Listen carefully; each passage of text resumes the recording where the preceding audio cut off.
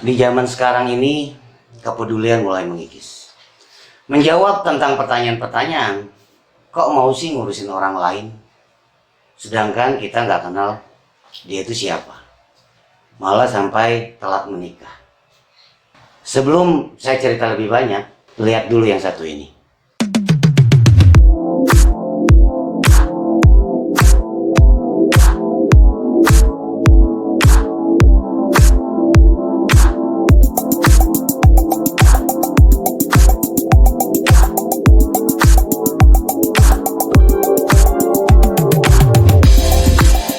Kagun mau cerita tentang bagaimana Kagun bersentuhan langsung dengan anak-anak didik Duta Sia yang notabene yang latar belakangnya mereka adalah anak-anak yang kurang beruntung, anak-anak yang ada di lingkungan yang terimpit oleh tempat-tempat di mana banyak gedung-gedung tinggi, sedangkan mereka sendiri berada di kampung-kampung yang rata-rata penghasilan orang tuanya hanya buruh cuci, hanya kuli, dan mereka juga banyak yang tinggal dengan neneknya dan tidak lengkap dengan orang tuanya, seperti hanya ibunya saja, entah orang tua bapaknya kemana, seperti itu. Nah, belajar dari pengalaman yang pernah saya alami, kebanyakan seperti halnya anak-anak muda yang berada di Yayasan Duta Sia itu sendiri, mereka semangat untuk belajarnya tinggi. Namun sayang, tak ada wadah yang bisa mereka cari, mereka dapatkan untuk bisa mereka belajar banyak. Dan saya sendiri di sini coba untuk menceritakan bagaimana anak-anak dengan semangatnya mereka mau belajar setelah mereka misalnya biasanya di daerah Lipo ya, Lipo Karawaci, itu ada beberapa anak yang kegiatannya mereka suka mengojek payung. Saya pernah dulu coba untuk mengumpulkan mereka untuk bisa mereka belajar mengejar ketinggalannya untuk lulus sekolah, seperti paket B atau paket C. Saya sempat coba kumpulkan beberapa anak muda yang emang mereka adalah mahasiswa-mahasiswa yang di bidang pendidikan untuk mengajarkan rutin.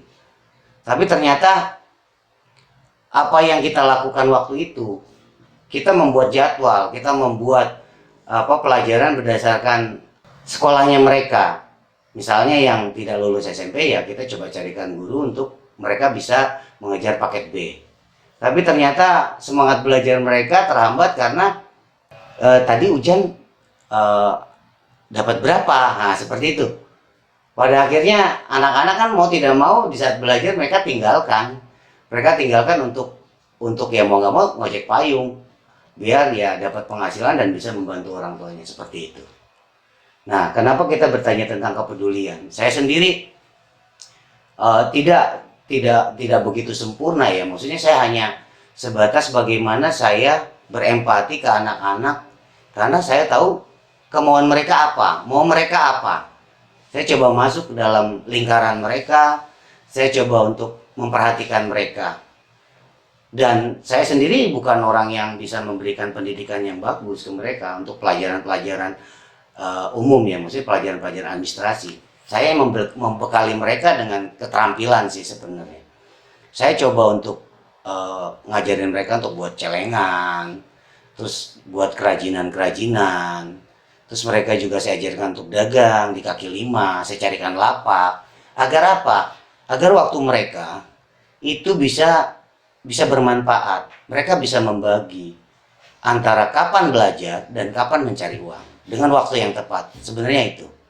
Nah, kalau berhubungan dengan tadi yang saya bilang, ada yang bertanya pada saya, ngapain sih ngurusin orang lain? Padahal kan mereka bukan siapa-siapa. Malah berpengaruh ke diri saya waktu itu. Saya agak telat ya menikah di umur yang 30 lebih.